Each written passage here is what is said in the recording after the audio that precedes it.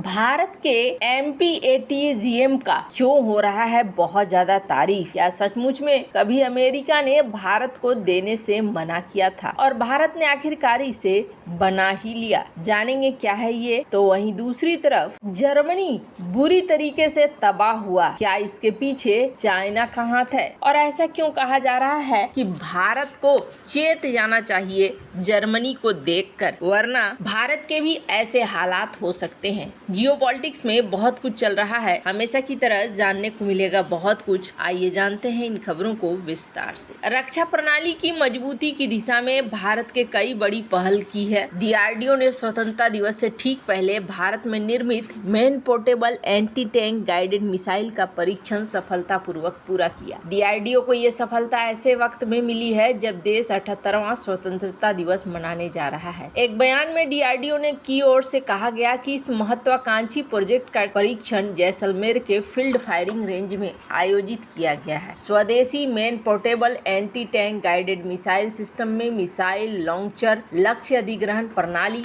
और एक fire control unit भी शामिल है। यह अपडेटेड और टारगेट को सटीकता से भेदने में पूरी तरीके से सक्षम है। डीआरडीओ के नए अनुसंधान ने भारतीय रक्षा प्रणाली को हाल के कुछ सालों के भीतर काफी मजबूती दी है। भारत में निर्मित मानव portable anti tank guided missile का सफलतापूर्वक परीक्षण इसका ताजा उदाहरण है, जिसका परीक्षण हाल ही में राजस्थान के जैसलमेर स्थित फील्ड फायरिंग रेंज में सफलतापूर्वक किया गया है। एमपीएटीजीएम भारत में निर्मित main portable anti tank guided missile है, जिसे रक्षा अनुसंधान और विकास संगठन ने विकसित किया है। डीआरडीओ के मुताबिक इस एंटी टैंक गाइडेड मिसाइल या एटीजीएम प्रणाली का उपयोग दिन और रात दोनों समय में किया जा सकता है। अधिकारियों के मुताबिक ये मिसाइल दोहरे मानदंडों पर खरी उतरती है, युद्ध जैसी परिस्थितियों के लिए काफी उपयोगी है। रक्षा मंत्री राजनाथ सिंह ने एमपीएटीजीएम को भारत के डिफेंस सिस्टम के लिए अहम बताया। उन्होंने डीआरडीओ के इस प्रयास की सराहना करते हुए मिसाइल सिस्टम टेस्ट के सफल होने को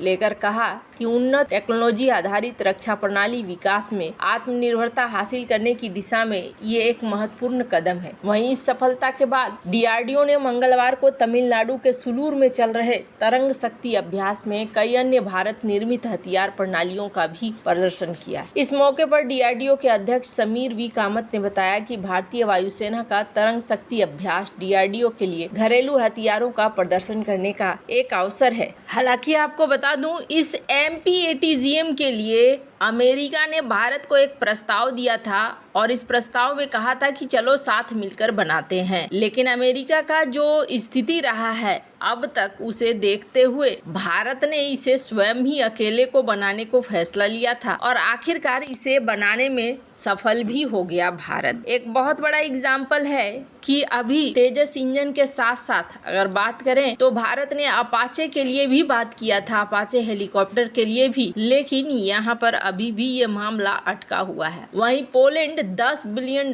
का डील कर चुका है अमेरिका के साथ अपाचे हेलीकॉप्टर के लिए। तो भारत ने सबसे बढ़िया काम ये किया है कि भारत ने खुद ही इसे अब डेवलप कर लिया है और ये भारत के लिए आत्मनिर्भरता के क्षेत्र में एक बड़ा कदम है। भारत के लिए ये जरूरी है कि ज्यादातर हथियारों को भारत खुद बनाए, क्योंकि एक समय ऐसा आएगा जब भारत को अपने ही हथियारों पर निर्भर रहना पड़ेगा। जहां एक तरफ ये सब कुछ चल रहा है तो वहीं दूसरी तरफ जर्मनी, जो कि यूरोपीय यूनियन का वो देश हुआ करता था जिस पर पूरी की पूरी अर्थव्यवस्था यूरोप की टिकती थी। अगर बात करें यूरोप में तो फ्रांस होता था सेनाओं में सबसे ज्यादा मजबूत सेना रखने वाला और मजबूत हथियार रखने वाला देश, जबकि वहीं जर्मनी होता था एक ऐसा देश जो आर्थिक तौर पर बहुत ही ज्यादा मजबूत है। और यही वजह है कि जर्मनी का चलता भी खूब था, लेकिन अभी वही जर्मनी धराशायी होता हुआ दिख रहा है। स्क्रीन पर 2024 के ग्रोथ फोरकास्ट की बात करें तो अमेरिका का फोरकास्ट है 2.1%, जापान का है 1% और कनाडा का है 0.9%, यूके का है 0.7%, इटली का है 0.7%, फ्रांस का 0.6% और यूरोजोन का 0.6%। तो वहीं जर्मनी का है 0.3%। और अभी ये कहा जा रहा है जर्मनी की अर्थव्यवस्था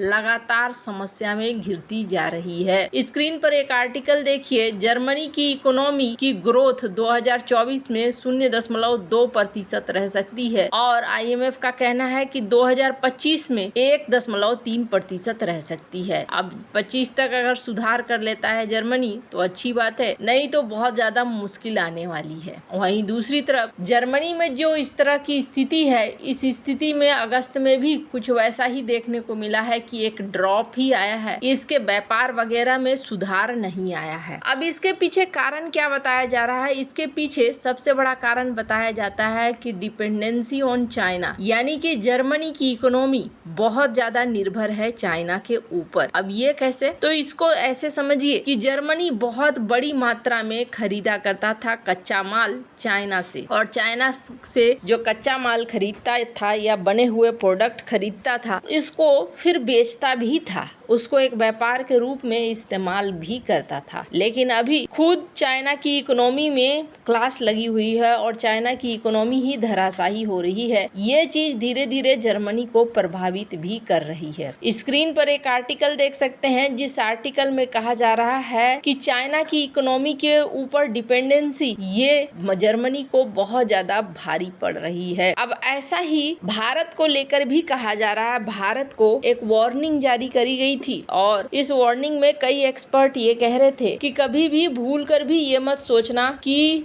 FDI करने दो चाइना को। चाइना को अगर आप FDI करने देते हैं तो भविष्य में आपके लिए दिक्कत होगी। अब इसका क्या मतलब है? हाल के दिनों में चाइना बार बार चाहता है कि उसकी कंपनियों को भारत के अंदर निवेश करने दिया जाए, और चाइनीज कंपनियां एक बार भारत के अंदर निवेश करने लगती हैं तो सप्लाई चेन बनना शुरू कर देगा, दुनिया भर में सप्लाई होना शुरू हो जाएगा। भले ही भारत के PLI स्कीम के तहत हो, लेकिन ये जो सप्लाई होना शुरू हो जाएगा तो एक सप्लाई चेन में हिस्सेदारी हो जाएगी। अब कल को वही कंपनी अगर काम करना बंद कर दे या अपने हिसाब से काम करने की कोशिश करने लगे तो सप्लाई चेन हो जाएगा प्रभावित। यही वजह है कि गवर्नमेंट FDI पॉलिसी को लेकर अगर एक बार फिर से सोच भी रही है तो बहुत सारे ऐसे हैं जो ये कह रहे हैं कि नहीं, आप चाइना को FDI की अनुमति नहीं दो, चाइना के ऊपर अपनी इकोनॉमी की डिपेंडेंसी मत बनाओ। कुछ एक्सपर्ट ये कह रहे हैं कि देखो, ऐसा नहीं करना चाहिए। चाइना के जिन जिन